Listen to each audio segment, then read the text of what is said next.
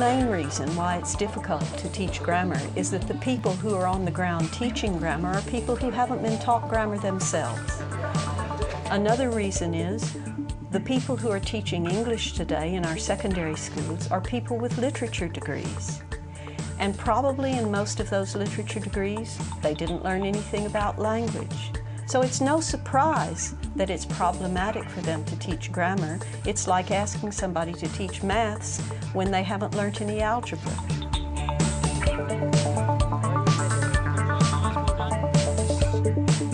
Advanced Skills teacher Liana Swanton has developed a creative approach to teaching grammar and punctuation that's engaging and lively for the students here at Uplands Community Technology College in East Sussex. I think grammar has a bad reputation because it's traditionally seen as a really dry area of English.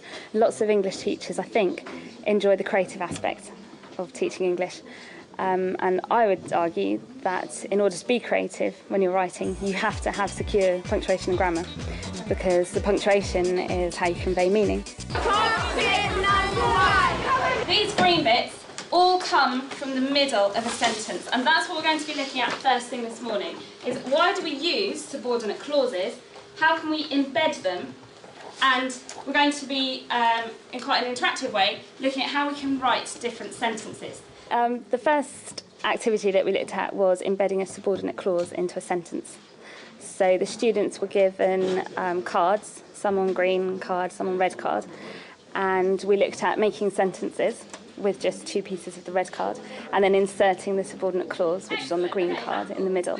So I demonstrated one with a group of students, and then the rest of the class had to organise themselves into sentences which made sense. So who could be grinning? Who have we got? I know that the Professor Benson one goes with...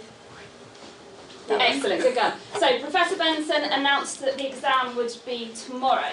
If Professor Benson is announcing that an exam is going to be tomorrow, how do you think he might say that? What expression might he have on his face? Very good. He might be grinning from ear to ear. So Hannah, Professor Benson, grinning from ear to ear, announced the exam would be tomorrow.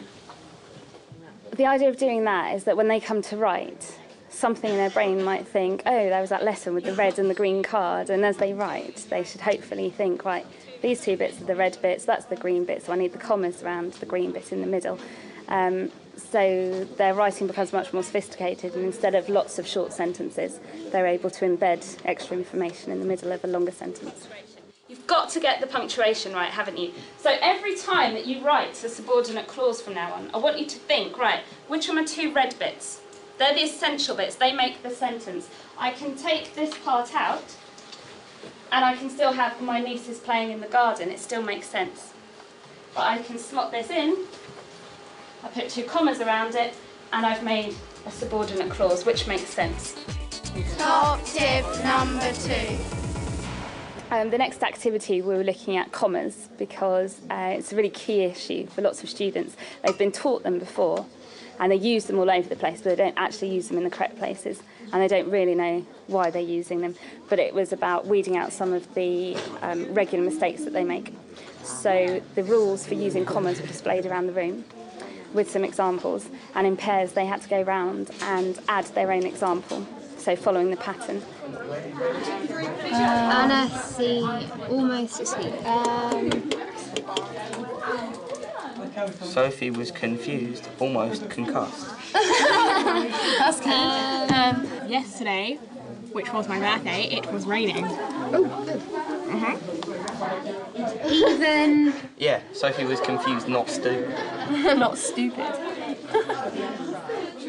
Okay, next. No offence. Lots of the students said they found it really useful because they hadn't really stopped to think about commas for a long time since they were maybe at primary school, and it kind of refocused them and made them realise, oh right, that's why I'm using a comma. So I think that was really useful for lots of them, and maybe we won't get them using commas instead of full stops anymore. Top tip number 3! Because writing which doesn't coordinate, which isn't stuck together, sounds very disjointed. And we need to be able to make our writing flow. What I'd like you to do is read this text that's on your desk in pairs, and I'd like you to stop and switch at each piece of punctuation. The third activity, we looked at connectives, which is really important for cohesion, so making their writing flow. And at the moment, lots of them will use and, but, so, because, and these really simple connectives. And I wanted them to start using more sophisticated ones. Connectives, we might say, are the glue that holds your writing together. Okay, so here I've got a whole bunch of connectives. There's lots on the wall behind you there, there's lots on the wall here. So I made each of the connectives look vaguely like some kind of form of glue. And they had to have a conversation and make sure they used the connective to make their next point. On the other hand, screen form takes away your individuality. I think it would be better if we didn't have uniform because everyone would be able to feel like themselves. Meanwhile, if we had uniform, everybody would be equal. I like wearing Especially... Again, it's a really memorable activity because they'll think about passing these glue sticks around and using a more sophisticated vocabulary. We might use however, we might use therefore on occasion, but we don't use a lot of these words. And that is what makes the difference at GCSE between, say, a C grade and an A grade. Top tip number 4! And each group of 5 is going to get some evidence. The evidence is some sentences with semicolons in. I want you to look at these really carefully and try to work out how are semicolons used. Right, the fourth part of the lesson was looking at a semicolon, which is a really tricky piece of punctuation which lots of students haven't mastered. And it's probably quite easy for a teacher to stand at the front and explain how to use it and then get them to write some of their own. But I thought it'd be more interesting for them to come up with the rules themselves, so that they were doing sort of investigative learning, so that they had to look at how it was used and then decide what the rules were and then apply it and use their own, create their own examples. So we've got some rules now. So can you write an example? Okay. How about you two do some? Yeah. You can write one about football if you like. So a sentence with a semicolon and a connective this time. Football is good. Semicolon.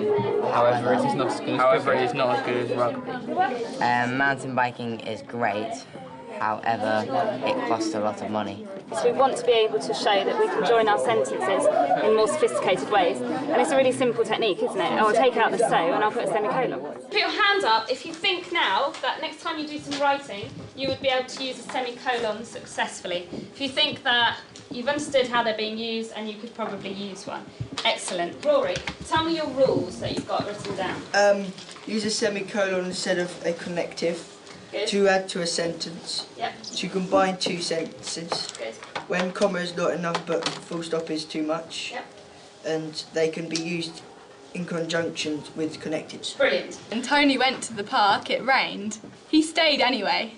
Very good. So when Tony went to the park, it rained. He stayed anyway.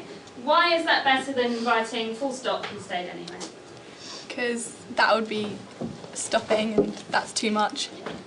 So too much of a pause, too much of a break in.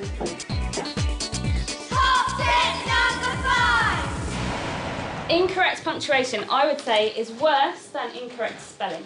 If you spell something slightly wrong, so if you miss off an O, or if you make a mistake between a V and an F, for instance, it doesn't actually stop me understanding what you've written, because I can guess what word you're trying to write.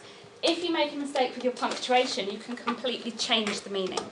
The fifth one was the one that most students found most interesting, I think, based on the end of the lesson, because I gave them a text which had no punctuation in it and told them what punctuation was missing. And they had to try and insert it. And it was a real eye-opener for some of them to realise how difficult it is to understand a piece of writing without punctuation. So it really focused them in on the importance of those little dots and dashes and other marks. At the top, you've got a table which tells you all of the punctuation that was in that paragraph or in those few paragraphs. You will need to use a pencil for this because I suspect you might put them in and then change your mind. You've got to include 16 commas, 15 full stops, 1 colon, 2 sets of brackets, 4 sets of quotation or speech marks, 4 hyphens, 2 question marks and 2 exclamation marks. So discuss it in pairs and see if you can punctuate that text. Oh, this is so hard. We have a text like this without punctuation. What's it like to read? Very hard. Very hard. You have to put it in the right places. Yeah, and you don't know where to pause, you don't know which parts of sentences go with which parts, so it becomes really confusing. And that's why I would say that punctuation is one of the most important things for you to get right. And you can see that she uses lots of different types of punctuation. So it's using punctuation for an effect. You've got to try and second guess the effect and then get the punctuation in the right places. Everything's too bright and hot and exposed. Full stop. My clothes. Have you worked out how many of these you've used? No, not yet. Do you want to count them up and see what you've got left to put in? I'm not sure. You've got two sets of brackets though, so... Oh yeah, so we can put the brackets there. My issue, I'm not sure I like that word, with summer, comma, is that everything's too bright. We're a bit stuck on where you put the hyphen. No, yeah, we haven't put any hyphens in. We have 15 commas. We haven't put any of them in. Hyphens. Autumn season, new boots, new boots. I know, it's at least. How the poet would have so eloquently put it. So what is this saying? What's this bit say here? Put that in simple words for me. As the poet so eloquently put it, actually means what? As the poet said? Yeah. So if that said, as the poet said, and then this bit's what the poet said, what do we mean? If you look at that quantity of writing and it has that much punctuation in, what can you learn from that about your own writing? Yes? We don't use enough. Good. We probably don't use enough. And probably most of us, if we want to communicate clearly, we should be trying to use more punctuation. When we speak, one of the ways that our listeners understand what we're talking about is by the way we pause and by the way our voices go up and down. Now, when you're reading writing, there are no pauses, and the reason that it's important to be able to use punctuation skillfully is because that way you will allow your writers easily to decode what you're saying so that they can concentrate on the meaning instead of concentrating on the code. The great thing about teaching English is that you can apply what you're teaching to the modern world and make it relevant to their lives so that they can start to understand why this is applicable to them. And every now and then the student learns something and it's just fantastic. My favourite thing was like going around the room with writing on the pieces of paper, trying to put in commas in the sentences. I think active learning is the best way of learning because it keeps you occupied. My favourite thing was when we had the pieces of red and green card with the bits of sentences on and we had to make them into one big sentence. Oh, I really liked learning about commas because I'm really bad at using commas and I just put them wherever. Before this lesson today, I didn't really know much at all about semicolons. I knew what they looked like, but I didn't know how to use them. So, yeah, it's been really good.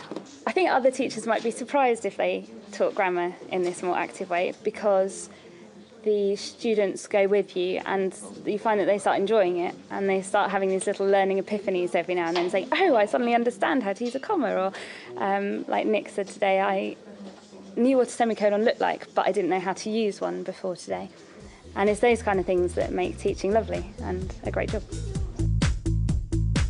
All of Liana's resources are available to download on the Teachers TV website at www.teachers.tv.